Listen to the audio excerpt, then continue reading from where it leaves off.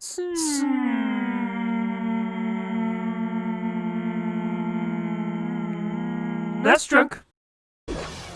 I remember seeing Batman Forever in theaters when I was a kid, and it was a good time. The Batman movies back then had kind of a sillier vibe to them back when Joel Schumacher was the director, and they were much different than the Christopher Nolan Batman films that came later. They weren't as ridiculous as, say, the 1960s Batman TV show, but they were decidedly, I'll say less serious than what we're used to now. Sadly, Batman Forever's accompanying video games for Super Nintendo and Sega Genesis did not match the vibe of the movie at all. Instead, they were a dark, dreary, unintuitive mess of a game that's easily one of the 10 worst games on the Super Nintendo in particular. What I did not know until recently is that there was a completely different Batman Forever game simply titled Batman Forever the arcade game made by Probe Entertainment and Iguana Entertainment, the latter being best known for the mega popular NBA Jam series. It's yet another arcade game I had never seen before, and yeah, as you can clearly see, this game is what the Super Nintendo and Sega Genesis games should have been from the get-go. Just a simple beat-em-up, kind of like what Batman Returns was, just set in the Batman Forever universe, so to speak.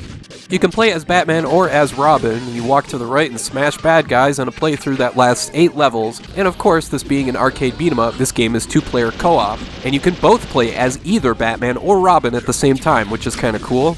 This game features typical beat-em-up controls: punch, kick, jump, land consecutive hits to do a combo, and yeah, I get it, some folks may think that's a bit boring, but Batman Returns Arcade does put its own unique spin on things. I like the interactive backgrounds, like being able to smash enemies into windows, or having wrecking balls drop down from nowhere to smash you or an enemy. Then that same wrecking ball can also smash stuff in the background that falls on you. There's also hilariously goofy power-ups here, the same you'd find in most other beat-em-ups of the time, but I guess it's just kind of funny to me seeing them used on photo-digitized characters like this.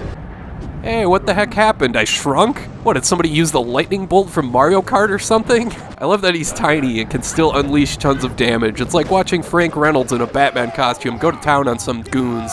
And it's not just you that shrinks, you can also shrink enemies if you find a certain power-up. Now that's funny. You can also collect batarangs you can use as weapons along with a bunch of other stuff, and good god, this game is so freaking busy with so many different notifications and power-ups and Batman logos you collect, and half damage and 100% damage, and what the hell is even happening? I mean, it's fine if a game wants to be this fast and this crazy, but what makes it kind of a bummer for me is the constant camera shaking. It makes me feel like my eyeballs are gonna come loose from my skull and just fall out. It just really gets old. Still, I do appreciate the ridiculousness this game brings to the table, like throwing this guy into the background and, did he just explode? What the hell was that? In the 4th level, you can send dudes flying out the window. Whee! I also love how some of the enemies talk. I can't speak to how closely this game follows Batman lore. Occasionally you do hear what sounds like Tommy Lee Jones as Two-Face. I know a little bit about Batman, but not that much, and when I got to the 3rd level boss here named Tassel, I googled Batman Tassel to see if this was someone from the comics or the movies, and all I could find were actual Batman tassels. Oh well.